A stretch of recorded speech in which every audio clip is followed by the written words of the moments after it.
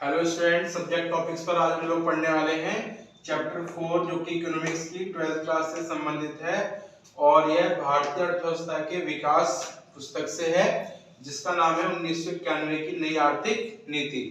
और last class में हम लोगों ने इसके इंट्रोडक्शन के बारे में पढ़ा था और आज से हम लोग इसके क्वेश्चन स्टेप जो है क्वेश्चन आंसर जो है उसको स्टेप बाय स्टेप रीड करेंगे। तो अभी स्टार्ट करते हैं क्वेश्चंस इसके। और सबसे पहला क्वेश्चन है इसका कि नई आर्थिक सुधार नीति या आर्थिक सुधार से आप क्या समझते हैं। ये फर्स्ट क्वेश्चन है। क्वेश्चन एक बार मैं फिर से रिपीट करता हूं, नई आर्थिक सुधार नीति या आर्थिक सुधार से आप क्या समझते हैं। तो इसका आंसर होगा नई आर्थिक सुधार नीति। आर्थिक सुधारों से अभिप्राय उन सभी उपायों से है जिनका उद्देश्य अर्थव्यवस्था को अधिक कुशल, प्रतियोगी तथा विकसित करना है। भारत में आर्थिक सुधारों के अंतर्गत उदारीकरण, निजीकरण व वैश्वीकरण अपनाया गया व भारत द्वारा 24 जुलाई 1991 में से अपनाया गया।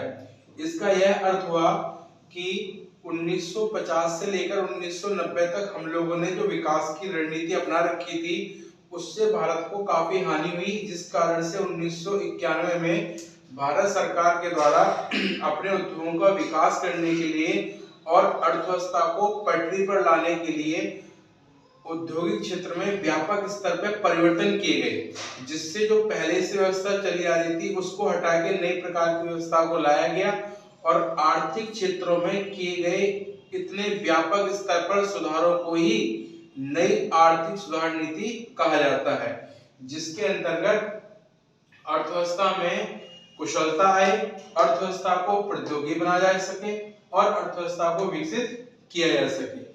अर्थव्यवस्था को कुशल, प्रतियोगी और विकसित करने के लिए व्यापक स्तर पर आर्थिक क्षेत्र में जो परिवर्तन लाए गए, इन्हीं परिवर्तनों को नई आर्थिक सुधार नीति कहा जाता है, जिसके अंतर्गत उदारीकरण, निजीकरण और वैश्वीकरण यानी लिबरलाइजेशन, प्राइवेटाइजेशन और ग्लोबलाइजेशन जैसे 3 व्यापक विचारधाराएं लाई गई। इसे ही नई आर्थिक सुधार नीति कहते हैं, यानी एलपीजी। क्वेश्चन सेकंड है हमारा कि उदारीकरण से आप क्या समझते हैं। तो उदारीकरण से हमारा अभिप्राय सरकार द्वारा लगाए गए प्रत्यक्ष या भौतिक नियंत्रणों से निजी उद्यमियों को मुक्ति दिलाना, यही उदारीकरण कहलाता है। यानी जो नई आर्थिक नीति अपनाई थी उसमें सबसे पहला पॉइंट ही उदारीकरण क्या है। उदारीकरण का अर्थ होता है कि सरकार के द्वारा जिन उद्योगों पर नियंत्रण लगाया हुआ था या जिन उद्योगों को करने के लिए सरकार से लाइसेंस लेना पड़ता था, सरकार ने अब उन सभी प्रत्यक्ष या भौतिक नियंत्रणों से निजी उद्यमों को मुक्त कर दिया। इसके अंतर्गत अब किसी भी निजी उद्यमी को अपने उद्यम लगाने के लिए सरकार से किसी प्रकार के लाइसेंस लेने की आवश्यकता नहीं थी। अब वो बिना लाइसेंस लिए ही अपने उत्पादन कार्यों को कर सकते थे।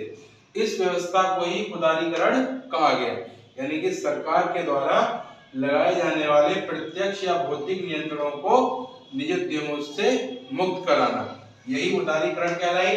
इसके अंतर्गत सरकार के द्वारा औद्योगिक क्षेत्र संबंधी, वित्तीय क्षेत्र संबंधी, कर सुधार व विदेशी विनिमय सुधार तथा व्यापार एवं निवेश नीति सुधार शामिल है। यानी कि इन सभी क्षेत्रों में उसने व्यापक परिवर्तन किए, औद्योगिक क्षेत्र में परिवर्तन किए, वित्तीय क्षेत्र में परिवर्तन किए, कर सुधारा, इसके साथ साथ विदेशी विनिमय सुधार किए और व्यापार और निवेश नीति में भी सुधार किए।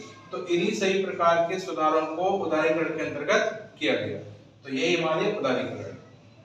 तो अभी हमने 2 क्वेश्चन डिस्कस किए, एक नई आर्थिक सुधार नीति या आर्थिक सुधार से आप क्या समझते हैं या नई आर्थिक नीति क्या है, इस क्वेश्चन को हमने डिस्कस किया।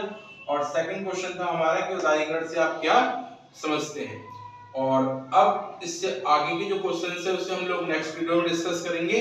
आज के लिए 2 क्वेश्चन ही मैं आप लोगों को प्रोवाइड करा रहा हूँ आप इसको अच्छे से पढ़ें और इसको अच्छे से याद करके इसको राइट डाउन करें। और हम लोग मिलते हैं नेक्स्ट क्लास में। आप लोग वीडियो को ज़्यादा से ज़्यादा वॉच करें और इसको दूसरे लोगों को भी फॉरवर्ड करें ताकि उन स्टूडेंट्स का भी प्रॉफिट हो। Thank you guys.